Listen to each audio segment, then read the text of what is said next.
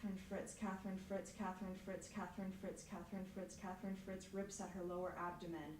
She turns around and vomits up the 3 McDonald's double cheeseburgers she ate right before entering the bar.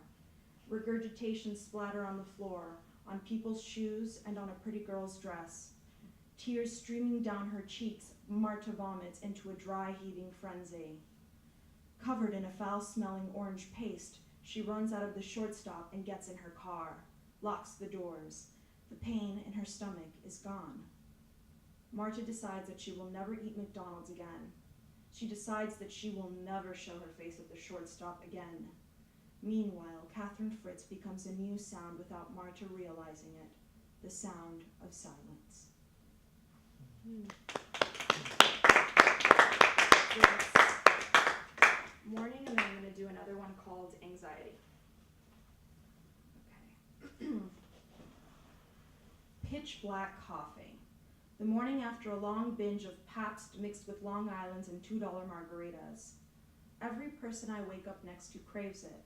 They always offer it to me, that pitch black coffee. It should make this heavy anvil in my chest disappear, this anvil made of guilt, embarrassment, disgust. It grounds me here in this fetal position on the bed and pulls my eyelids apart so that I stare at the wall and see nothing. Blinking is sparse, but the alarm has gone off and I will soon be offered that pitch black coffee, no matter where I wake up, with the exception of my aunt's house. In the morning, I will be offered that pitch black coffee, sometimes with milk, other times with cream, sometimes with white sugar, other times with sweet and low, sometimes cold, sometimes hot, sometimes freshly made, other times made yesterday, and whether I accept it or not, the other person I am with, who has offered it to me, will drink it. They will have it the way they like it. Some like it with sugar and milk, lots of milk. Some like it with a sugar substitute and a little milk. But it's those that like it pitch black, that offer it to me pitch black, that seem the most free from having an anvil sitting heavy in their chest. I fall for it every time.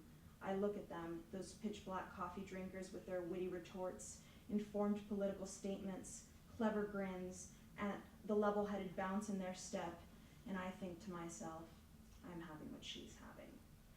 I guzzle it down the way I do mostly everything except romance, with a steadfast veracity, gluttonously, hoping to achieve her state of nirvana, or maybe just a little peace. It goes down smoothly like liquid dirt. I finish it before the other person does, whoever it is. And so it begins, 3 minutes later like clockwork. The anvil grows larger and begins to pulsates forcefully, expanding throughout my chest like a black abyss, seeping into my throat, slowly suffocating me. Not so much that I'll faint or die. It gives me enough air to breathe, to live. As the other person with the witty retorts and clever grins sips slowly from their mug and philosophizes away. I can feel the morning become the afternoon. I've aged a century. Waiting for that level-headed bounce to kick in, I don't address this state immediately. I mention it briefly, a half hour later, and excuse myself from the interaction under the pretense that I have to work, which in all honesty I do. We all have to work to live. I flash a clever grin and witty retort and make a perfect exit. I drive my gas guzzler through the mildly trafficked 110 freeway, for this time of day anyway. I exit onto a random, unfamiliar street and spot a liquor store with the anvil sitting pretty, having finally found its home in my chest. I buy 3 40-ounce bottles of malt liquor, Mickey's Malt.